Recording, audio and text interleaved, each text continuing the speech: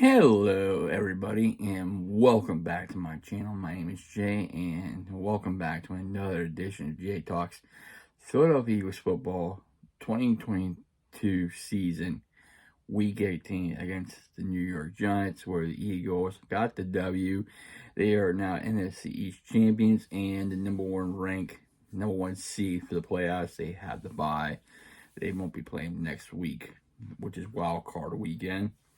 The Eagles got the win against the New York Giants, and they play their Giants play their backups, which I understand why, which is a smart thing to do since they're in the playoffs, so they can rest their stars playing so they don't risk injuries, so they have next week's game in the wild card. So, Eagles won the game 22-16.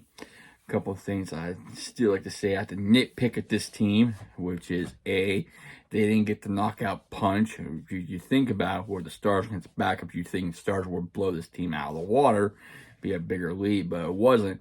It was a close game still, which has me concerned with that team. Second of all, they still need to feed Miles Sanders the ball, not only let him have other carries in the whole game. I know you're working with returning Jalen Hurts, but come on, guys. Feed Miles Sanders the ball. Let him take some pressure off the quarterback. I know your quarterback just been out for 2 weeks. How about we take some pressure off him by running the football more? Yes, the Giants put pressure on to see how he did. He did make some throws. He made some throw. He did ran. But like I said, they still need to run the football more. But overall, the Eagles did okay. They did get some pressure the quarterback. They did almost had a couple turns. We could see some players come back. C.J. Gardner-Johnson came back. Robert Quinn came back. The question is now going to be how this team's going to look not next week, but the following week, who they play next. It's going to be the lowest seed who the Eagles get. Whoever's the lowest seed they get for that week and then for the divisional round. So, let's talk the stats, and we'll start scoring. We'll talk stats and see what's going to happen. So, we'll see what's going to happen. So, Eagles start off with a field goal from Jake Elliott, made 32 yards, made 3-0. Later on in the first quarter, Boston Scott with an 8-yard touchdown run, made 10-0. Jake Elliott hit 2 more field goals in the second quarter, a 52-yarder and a 39-yarder, made 16-0. Third quarter, Jake Elliott hit another field goal, made it 54 yards, made it 19-0. The Giants answered back with a field goal. However, they could have had 3 more points if they didn't make a fake field goal, which I'm surprised they should take the points. Made it would have been 19-6 game, not 19-3. Webb, the quarterback, their second-string quarterback, David Webb, with a 14-yard touchdown run, made it. 2 points didn't work. They made it a 19-9 game. Jake Elliott again made another field goal. He was basically the player of the whole game. 22 yards, made it 22-9, and a late touchdown from Webb, from Gauld, a 25-yard completion, which conclude that game 22-16. Like I said, the Eagles should have knocked this team out if they were playing backups. It should have been more high score. They should have let Miles Sanders run the ball more, give him more carries, not a grand total of 11 carries for 33 yards. I don't like that. They're too pass happy. They're becoming one-dimensional. If you could find a way to shut down Jalen Hurts and you're not running the football, guess what? It's going to be a long day for your offense. That's how I feel. You have to have some running. You have to have more runs than pass. I know he's a star. I know Jalen Hurts is a star, emerging star, MVP candidate, but you got to run the ball more. You can't rely on the pass too much. Let's talk stats. Brightwell, 11 carries, 60 yards. Webb, 6 carries, 41 yards. Berinda, 4 carries, 28 yards. Going the Eagles side, Boston Scott, 9 carries, 54 yards, 1 touchdown. Gainwell, 5 carries, 35 yards. Miles Sanders, 11 carries, 33 yards. Jalen Hurts, 9 attempts, 13 yards. Passing side, Webb, 23 for 41, 68 with 1 touchdown. And no other player made Billy Gillen, Cager. That was it. Jalen Hurts was 20 from 35. Need to get this passing attempts down, put him down at least 30. More rushing, 229 yards and 1 turnover. We'll go on the receiving side. Kager, 8 catches, 69 yards. Breida, 7 catches, 12. Johnson, 3 catches, 36. Galladay, 2 catches, 30 yards and a touchdown. Vanette, 2 catches, 18 yards. Brightwell, 1 catch, 3 yards. If I butchered these names, I am sorry. Eagles side, Smith. Devontae Smith, 7 catches, 67 yards. Goddard, 6 catches, 49 yards. A.J. Brown, 4 catches, 95 yards. Quez Watkins, 2 catches, 14 yards. Gainwell, 1 catch, 7 yards, and incompletion to Miles Sanders.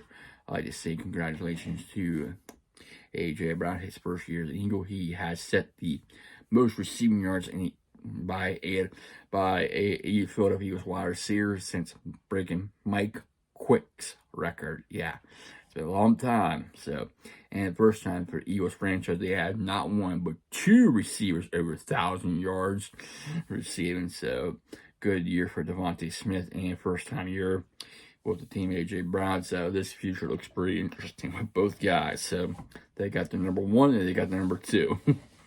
Number 3, it could be either or. So, scrolling down, going down, Eagles had more first downs to the Giants, 23 to 18, 11 through rushing, and 11 through passing. Pretty balanced right there. But like I said, I rather have the more carries than Miles Sanders.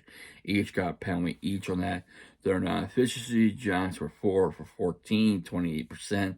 Remember, these are backups, not starters, so little difference. Eagles were 5 for 14. You think that would be better if Eagles, since they were playing with starters, but Giants did a lot better. The backups did play well, so tip their hats to them. 5 for 14, 35%. Net rushing yards, Eagles had 135 to the Giants 129. Passing yards, Eagles had 207 to the Giants 155. So, going to the next side. Going to the defensive side, we'll start with the Giants. Williams with 10 tackles combined. Davis, 6 tackles, 4 assists, 10 combined, half sack. McFadden, 6 tackles, 1 assist, 7 combined with a sack. Belton, 5 tackles, 1 assist, 6 combined. McLeod, 3 tackles, 2 assists, 5 combined, and 1.5 sack. Fox with 4 tackles. Pinnock, am I saying that right? 4 tackles. Flintlock with 2 tackles, 1 assist, 3 combined. I can't Exims. I can't pronounce his name. I apologize. 2 tackles. Jefferson with 2 tackles. Madeu with 1 tackle. Sorry for butchering his name. 1 tackle, 1 assist, 2 combined. Collins with 2 assists and tackles. Ellis with 1 tackle. Anderson with 1 tackle.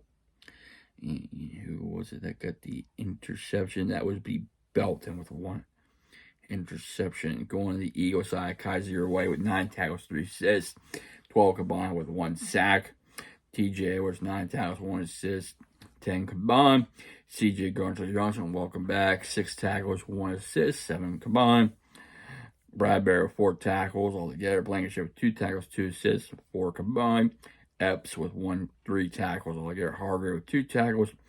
Williams with 1 tackle, 1 assist, combined with 2. Brandon Graham with 2 assisted tackles. And McPherson with 1 tackle and 1 sack. Hassan Reddick with 1 tackle.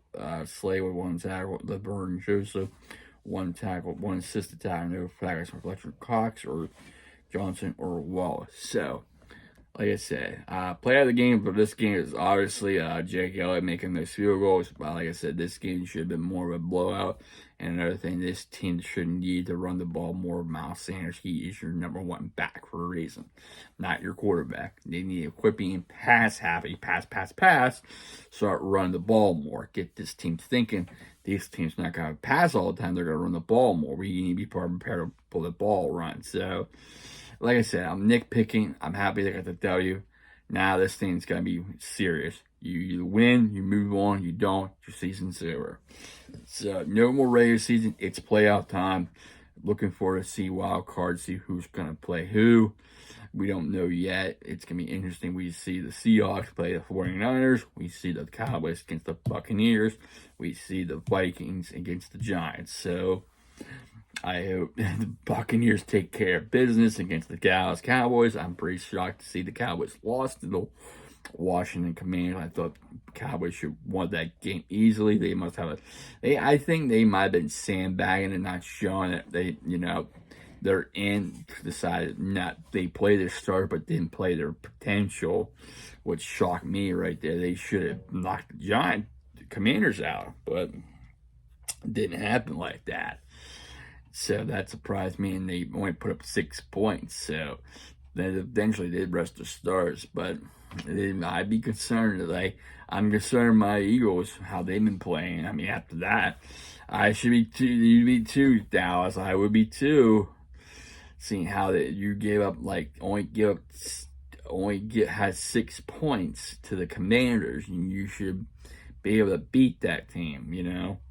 After the season high you had, play what the playmaker said. So, I'm gonna take his play at Stanford Stephen A. said, just be patient, wait.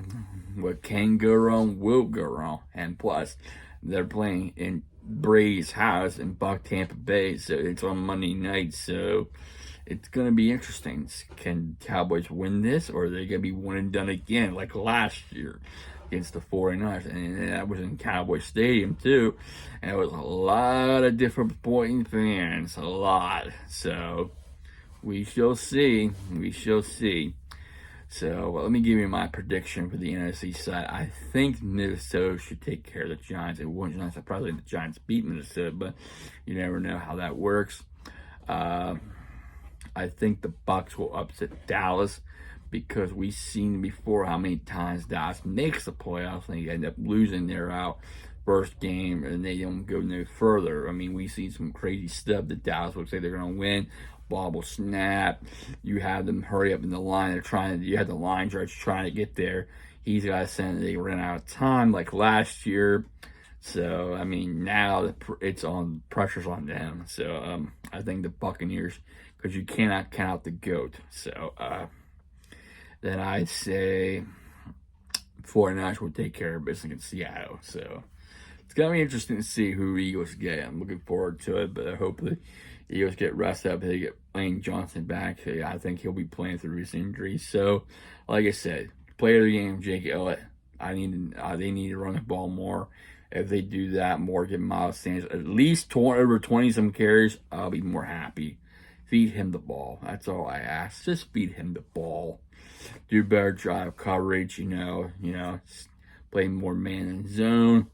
Hopefully, maybe send a couple more linebacker blitzes. Mix it up.